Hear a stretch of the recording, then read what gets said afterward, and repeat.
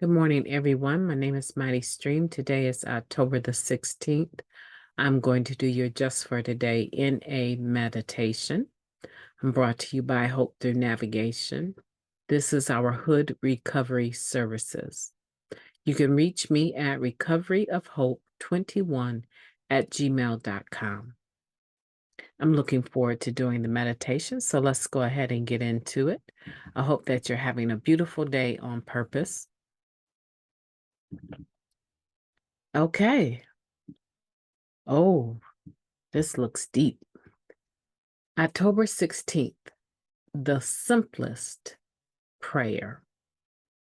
Praying only for knowledge of His will for us and the power to carry that out. Step 11. How do we pray?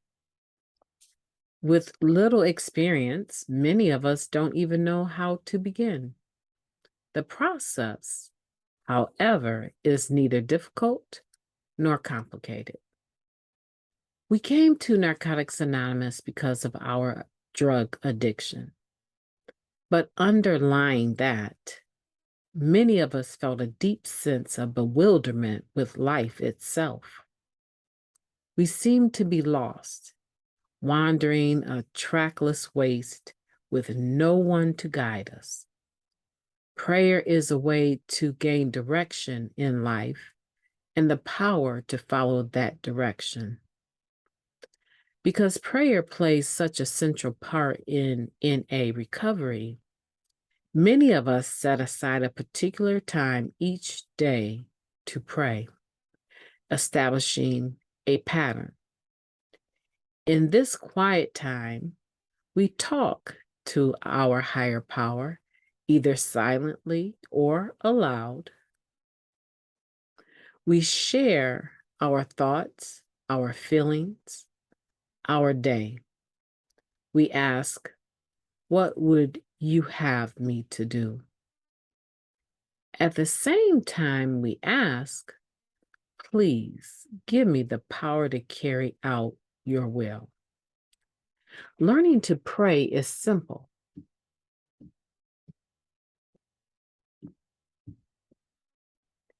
Learning to pray is simple. We ask for knowledge of His will for us and the power to carry that out. By doing that, we find the direction we lacked and the strength we need to fulfill our God's will. Just for today, I will set aside some quiet time to talk with my higher power. I will ask for that power's direction and the ability to act on it. Let's take a moment of silence, followed by the we version of the Serenity Prayer. Moment of silence now, please.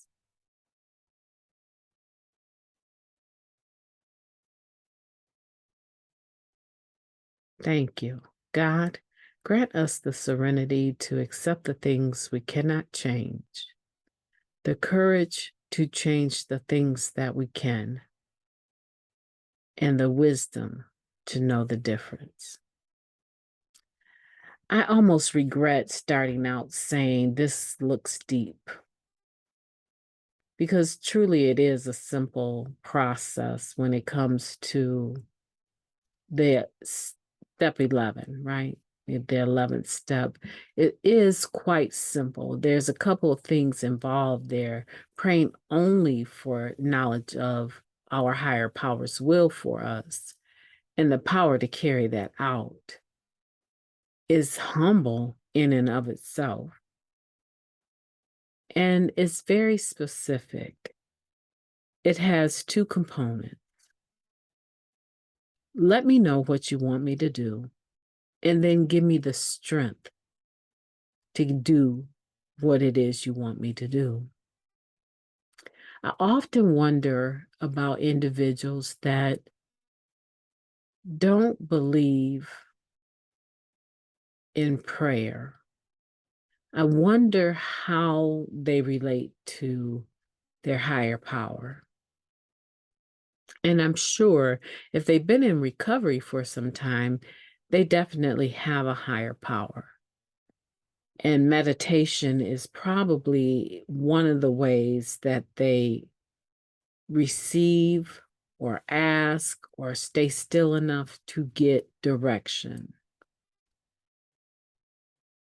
And it's very important, whoever you are, whatever your faith is, whatever your belief system is or is not, whoever or whatever your higher power is or is not, it's very important that there be a relationship, the ability to relate, to understand, and the belief that you're being understood by your higher power.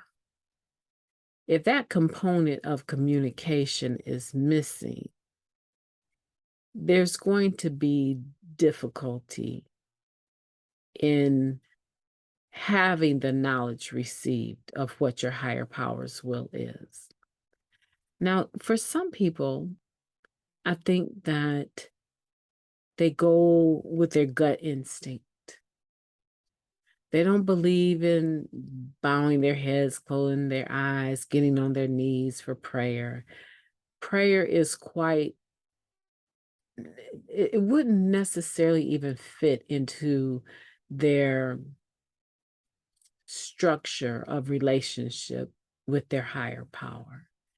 It's more like a knowing. It's more like an awareness. They're in tune oftentimes to their body, their organs. They can sense when something's not right, and they can sense when something is right.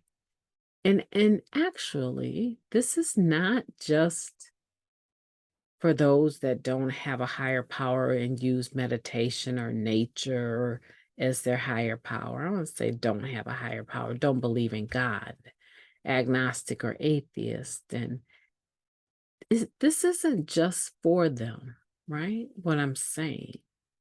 Because I think that every living person has the ability to slow down long enough and be still long enough to be able to read their physiological symptoms or their body signs, right? How am I feeling? Am I tingling? Am I numb? Am I exhausted? What is going on with my body? Is my heart racing? Am I drowsy? Am I somewhat lethargic? These are important things because I think we complicate the ideal of having a higher power. And when in actuality, I don't think it's as complicated as we want to make it to be. And we get to have a higher power of our own understanding because it's important that I personally understand my higher power to the degree that I am aware of how my higher power works with me, not you, not anyone else. And that's why having a higher power of our own understanding, a God of our own understanding, is important. When I went and lived in Kenya, for quite a while, years, literally, when I went to live in Kenya, the culture was different. I was an alien resident. I was a visitor coming from the other side of the pond into what I was always taught and told was a less developed country, continent, So when I arrived in Africa and I got to the country that I intended to live in for a while, I realized very quickly that the air was different. The air was a lot different. And I realized a lot of other things too. That what I was used to and how I understood life to be in the United States was about to change drastically.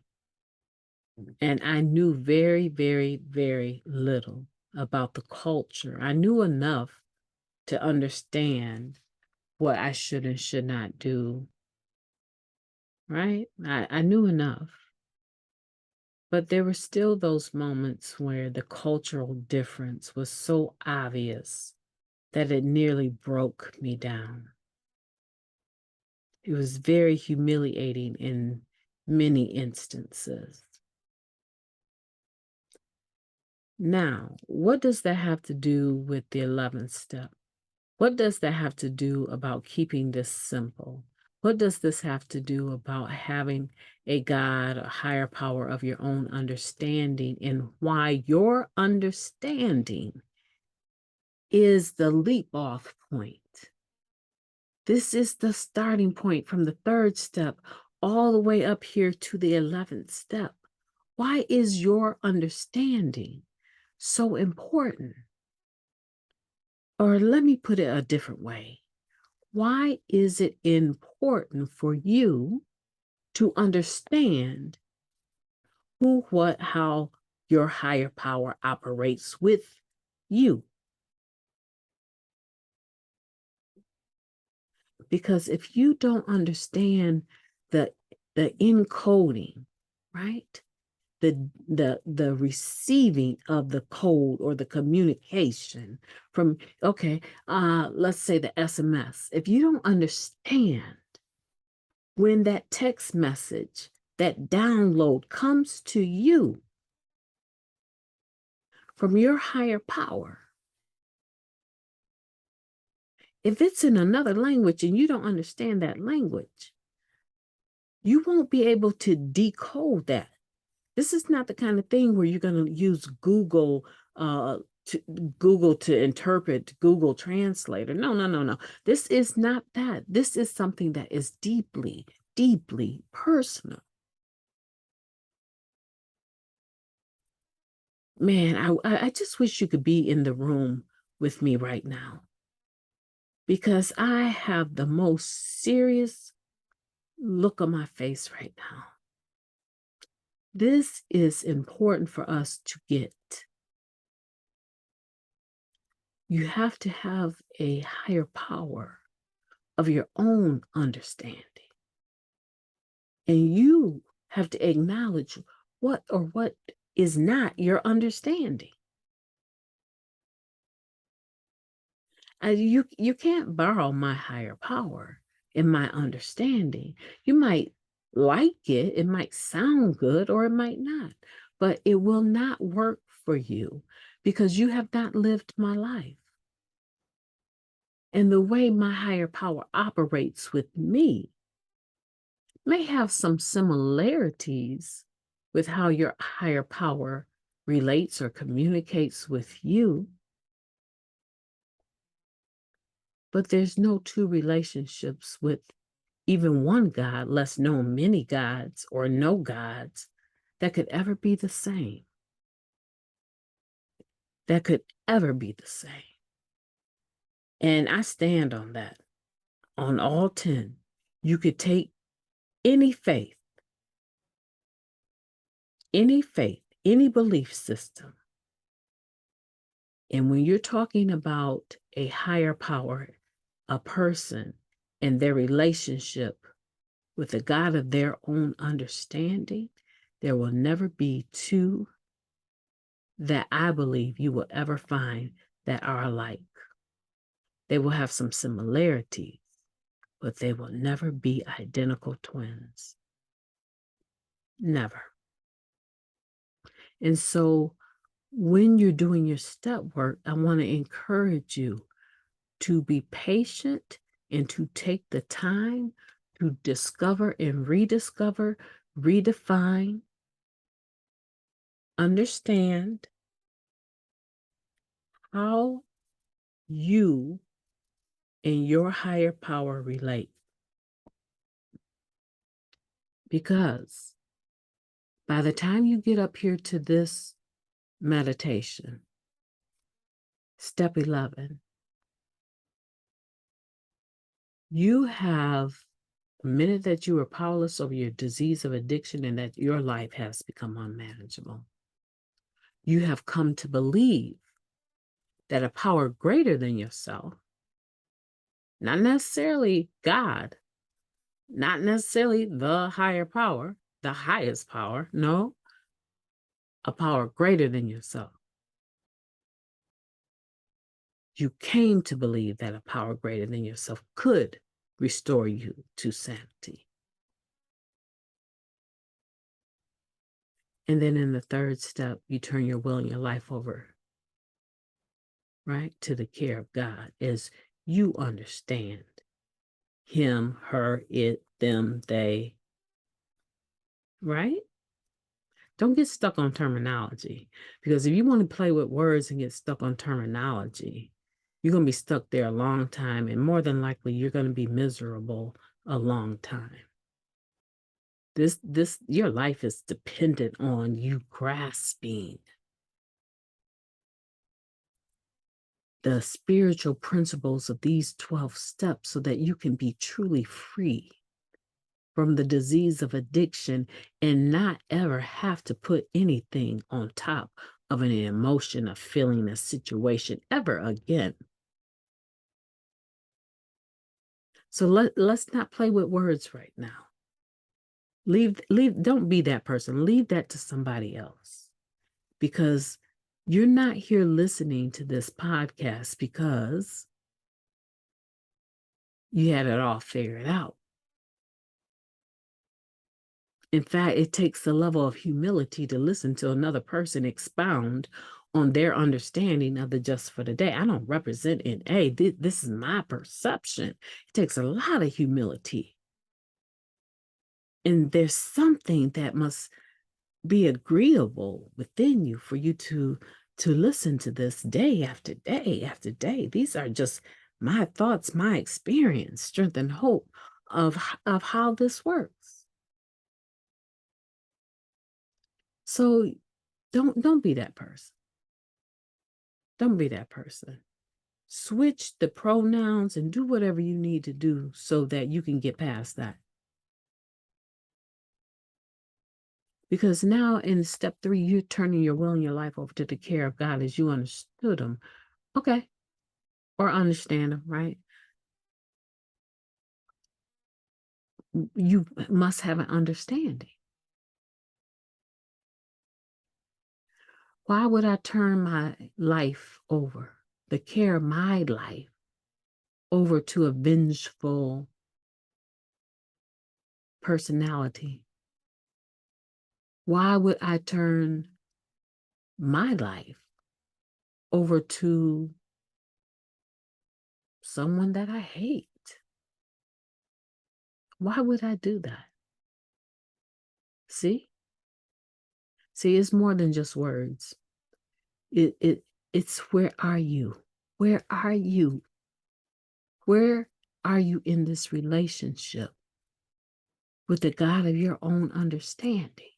And if you don't have one, where are you spiritually with good, orderly direction?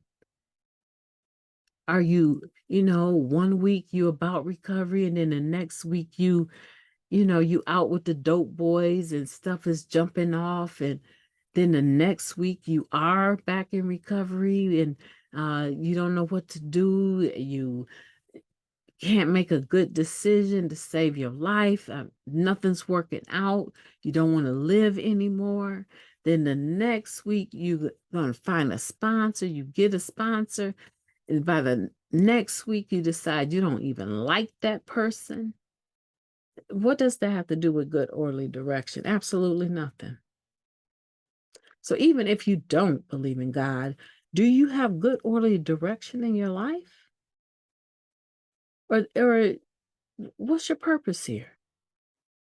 What is your purpose in the rooms of Narcotics Anonymous?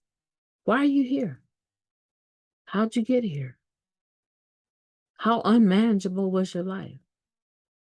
Did you turn the butt kicking machine off and stop digging for another bottom? Or you still think you got one more in you? You have to know what your understanding of God is, of your higher power. Even if you're angry and you're leaning more towards, God didn't do nothing for me.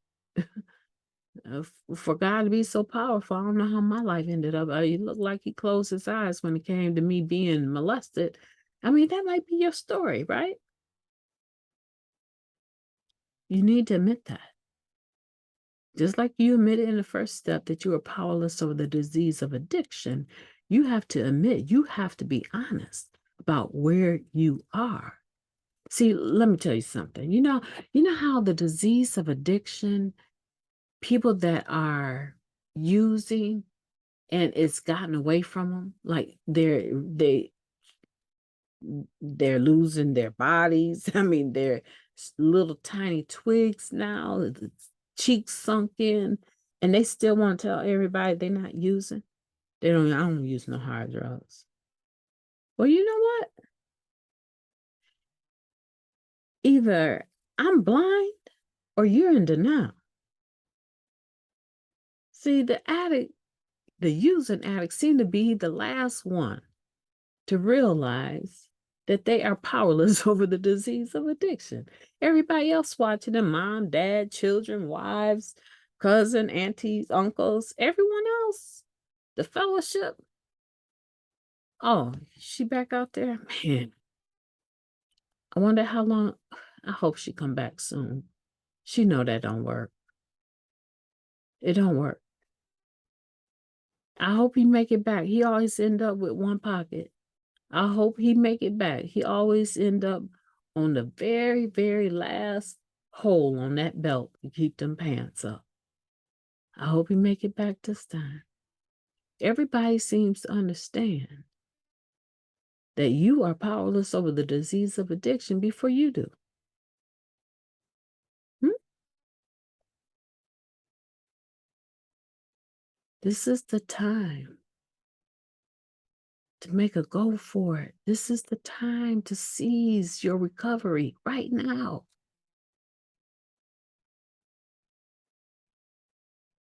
So the point is that when you don't have a higher power, or when you don't have a good relationship with your higher power, or when you are doubting the higher power that you used to have, or you're angry with your God, when you are in that mode, everyone can see it but you. I know what a faithless individual looks and sounds like. I know what an angry person with God sounds like. And believe you me, I know what behaviors come when all is lost and I have no more faith that there is even a God that cares anything about me. My false pride will rise up. You may not have it, but I'm going to handle this. I will take this matter into my own hands. My ego is in the way. My self-will is in the way. I see a person that is struggling on who and what and how they relate to the God of their own understanding or even having a higher power, I see them coming a mile away because it's still the same doggone thing that was running us in the ground with the disease of addiction. Self-centeredness is at the core of our disease. What I want, when I want it, how I want it, instant gratification inability to be patient, have to see everything to believe it. Show me the money. Show me. That same self-centered behavior is the same thing that you see operate with people that are clean, but don't really believe in the process. They don't. They haven't come away from the first step very far. Maybe inching into the, yeah, I mean, really, to stop using, you almost have to believe that you can be restored to sanity. Otherwise, you would never stop. In fact, stopping is in and of itself partially being restored to some sanity. Many people will never go all the way in on step 3.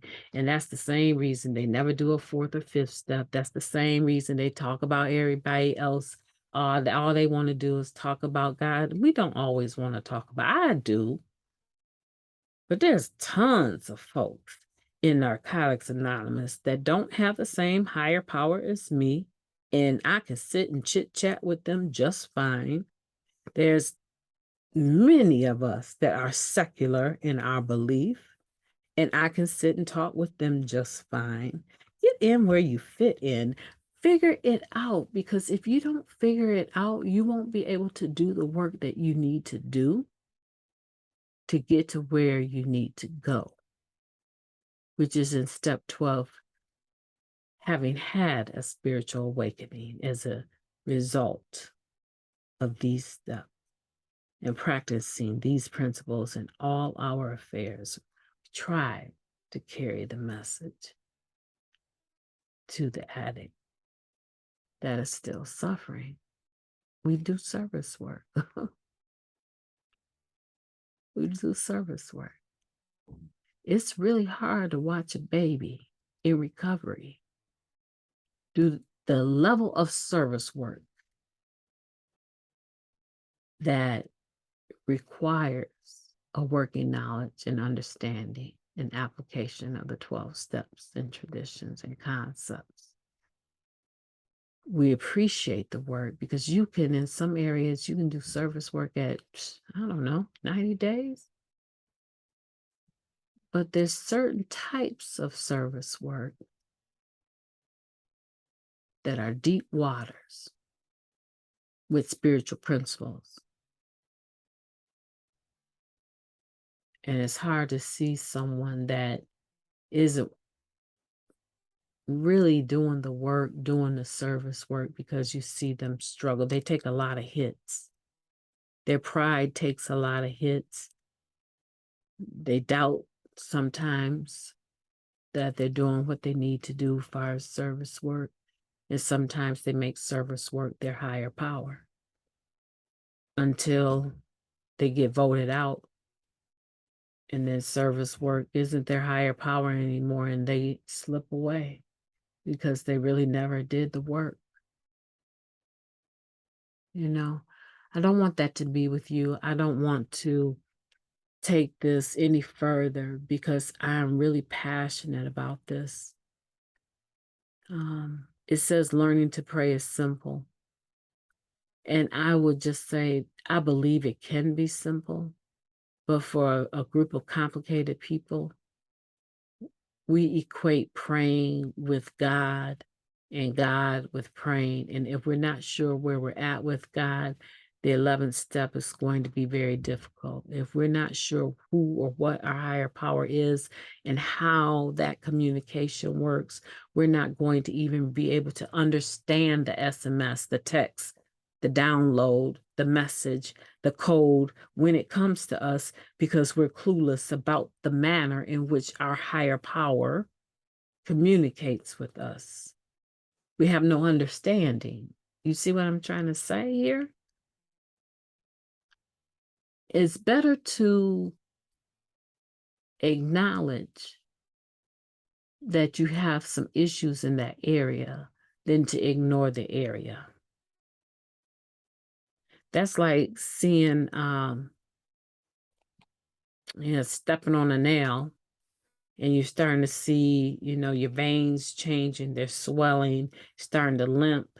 You can tell, looks like infection is setting in, looks like you might need a tetanus shot, but I had a tetanus shot, I don't know, it might have been about 10 years ago, 12, 15 years ago. I really don't. I'm fine. You tell a diabetic that. I'll tell you what, if they get an injury like that, someone that is a diabetic is going to get immediate care for that. But some of us will ignore it until we have no choice but to go be seen. So prayer can be simple, but if you have a problem with having a God or having a higher power, don't ignore it. Don't go past it with a minimal concern. Don't. Sit in that third step with your sponsor. Sit in that and work that out with your sponsor until you can say, this is my understanding. I believe in a higher power. I believe in God, actually, to tell you the truth. I'm just really angry with God right now because I lost my children and they hadn't even reached, whatever it is, whatever the storyline is, what it is. And you need to get to the point where you personally, I know my storyline. And I've told you some of it. But you need to get a sponsor where you can tell your storyline about where you're at with your higher power. Tell the truth. Because if you continue to go through life building towers on top of faulty foundation, the higher you go up, harder you're going to fall. So why not take the time to pour the concrete well? Let it set for however long it needs to set so that when you go to do a step 4, you have established a firm foundation in your step 3. And if you see a little crack, you see when you stepped on that nail that there's some swelling starting to take place and it's getting increasingly more tender day by day. Go back to that crack, that point of injury. Go back to it and fill it back up. Fill it up with understanding, love, forgiveness, humility to the best of your ability. Make sure that when you go to do your 4th step, because that 4th step is going to reveal a lot of patterns. And speaking of patterns, some of those patterns that you're going to see in your 4th step are going to shake you.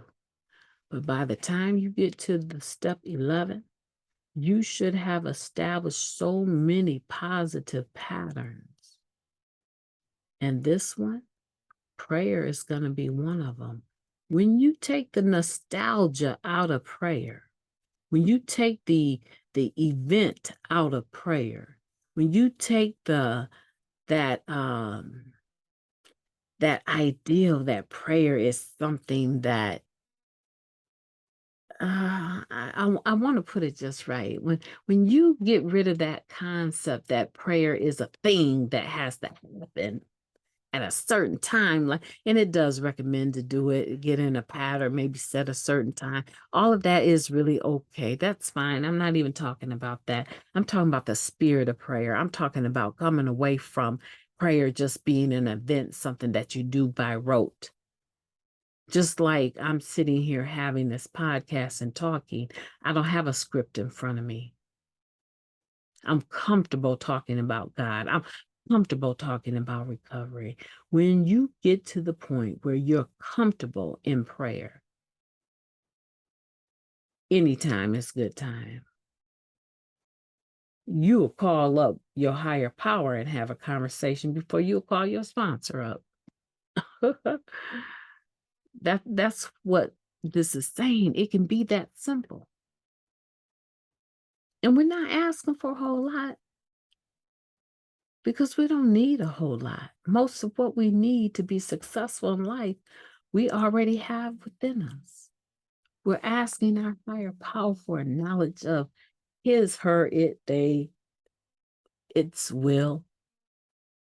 I'm asking my God, give me a sneak preview, right? What are we working on today? And whatever we're working on, I just need you to know my true will is your will. Your will is my true will, and I'm about it 100%. Just give me the strength to do it. Right? This is beautiful, man. I love recovery. I really do. I hope that you have a beautiful day today. I mean, I really hope you'll take this meditation and go back to it and look at it and say, now, what did MightyStream say? She said, don't pass over it with a minimal concern. She said, make sure I have an understanding of my higher power and how my higher power communicates with me. You need that so that when you're in step 11 and you're praying for knowledge of your God's will, you'll understand when that's being revealed to you. And then you'll be able to act in accordance with that. A lot of times we miss it because the static on our station is too much static on our radio station, too much interference, too many people in our head, too many thoughts, too much. No. Through prayer and meditation, we maintain conscious contact with God, asking for a knowledge of his will and the power, the strength, right? To carry it out. My name is MightyStream. I've enjoyed talking to you. Have a beautiful day on purpose. I'll be talking to you soon.